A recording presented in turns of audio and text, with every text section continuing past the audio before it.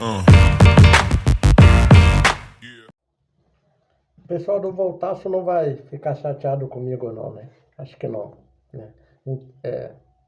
Todo mundo sabe que eu sou vascaíno. Quem vê já sabe que eu sou vascaíno. Povo meu, povo meu, povo meu. Então vamos lá.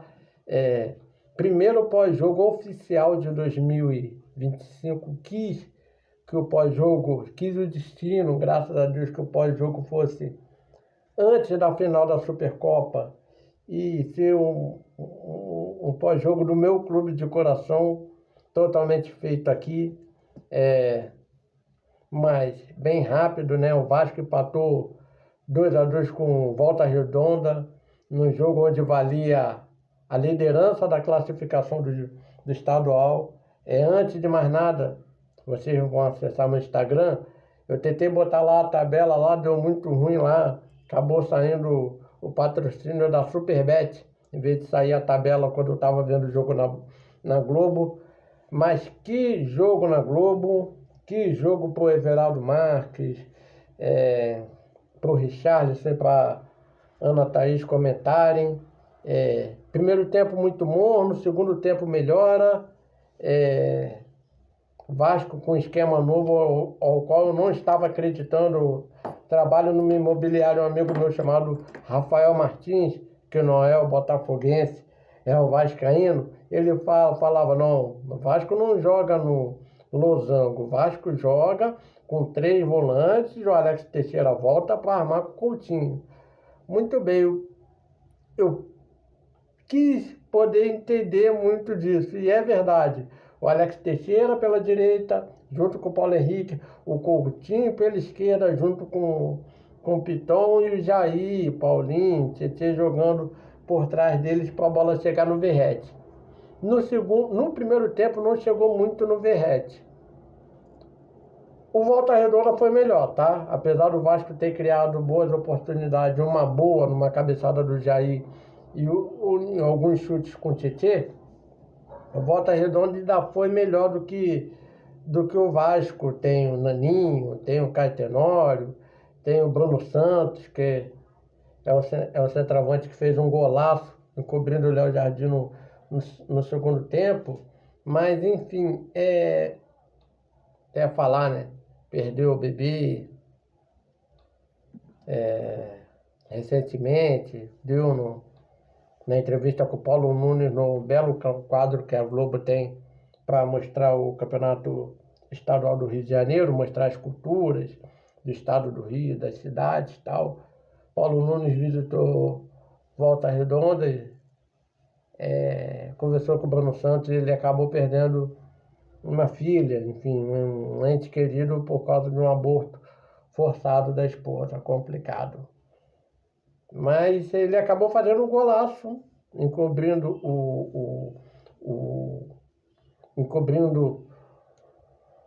o Léo Jardim, numa falha da defesa. Se não me engano, nessa estava o Lucas Oliveira. O gol contra que o Vasco sofre foi feito pelo João Vitor, mas o Verratti acabando fazendo o gol de pênalti, tendo o cruzamento do Piton no escanteio para fazer um gol de cabeça. Eu falei, né? Se tem um nome chamado raça no Vasco, esses nomes pode-se dizer que são Piton. O Verratti, eu falei nos stories no Instagram, mas pode falar muito bem. Léo Jardim também, que não foi falha de nenhum dele nos gols. O Hugo Moura, quando entra bem. O Coutinho tenta jogar bem melhor do que o Alex Teixeira tenta jogar. Paulo Henrique, o Puma. Então o Vasco tem um pouco de garra, de raça.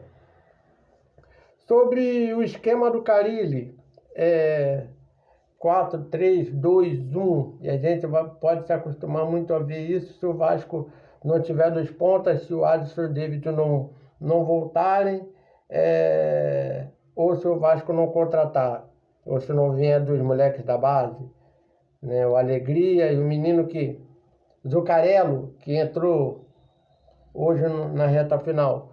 Vamos lá, 4-3-2-1.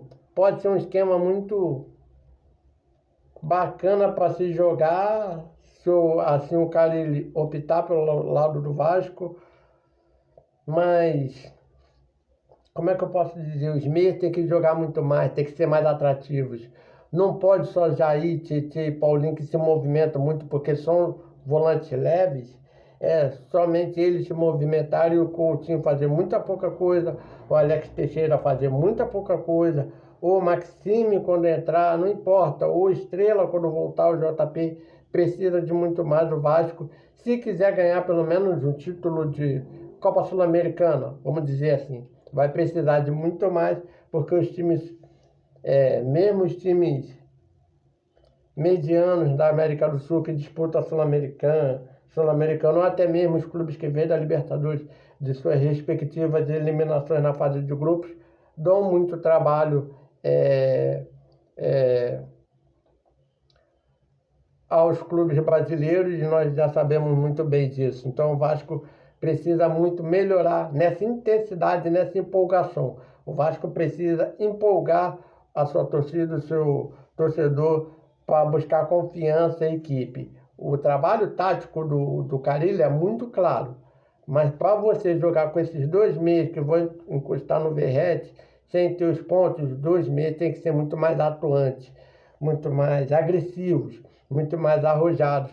Coutinho vai ser titular a temporada inteira, muito provavelmente o Alex Teixeira briga ali, entre aspas, com o Payet, mas pela idade do Payet e muito da alimentação do Alex, acho que o Vasco, numa janela, numa possível futura janela em junho, contratar mais esse jogador para a vinda do Coutinho ou para mudar o esquema e aí sacrifica um dos 3 bons cabeça de áreas que o Vasco tem, sabendo que tem aquela briga deles 3, do Tietê, do Jair, do Paulinho com o Cocão e com o Gumoro. O Vasco está muito servido de cabeça de área, nas laterais, a defesa, o miolo da zaga. Hoje jogou o Lucas Oliveira, não foi o Lucas Freitas, falhou um pouco. Pode entrar o Lucas Freitas com o João Vitor.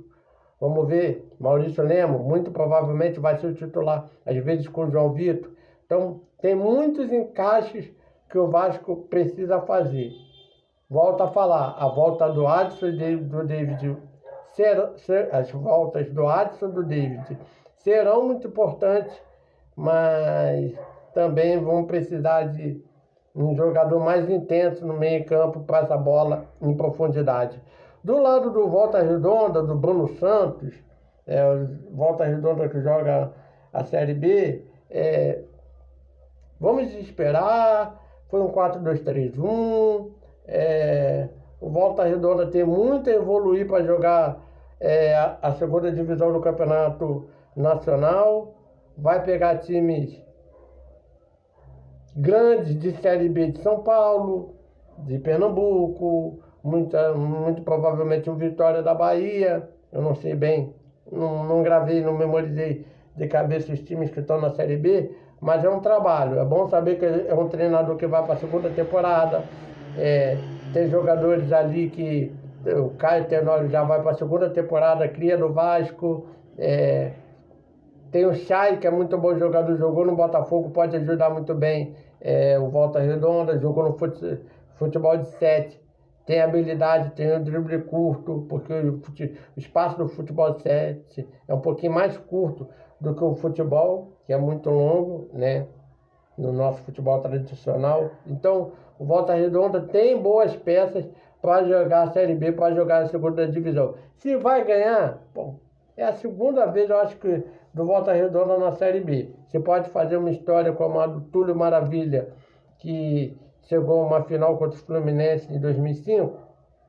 Vamos só esperar, mas deixar bem claro que o trabalho está sendo feito lá pelo lado do Voltaço. Valeu, galera? Então, tá aí o pós-jogo de Vasco 2, Volta Redonda 2 e a reclamação, né?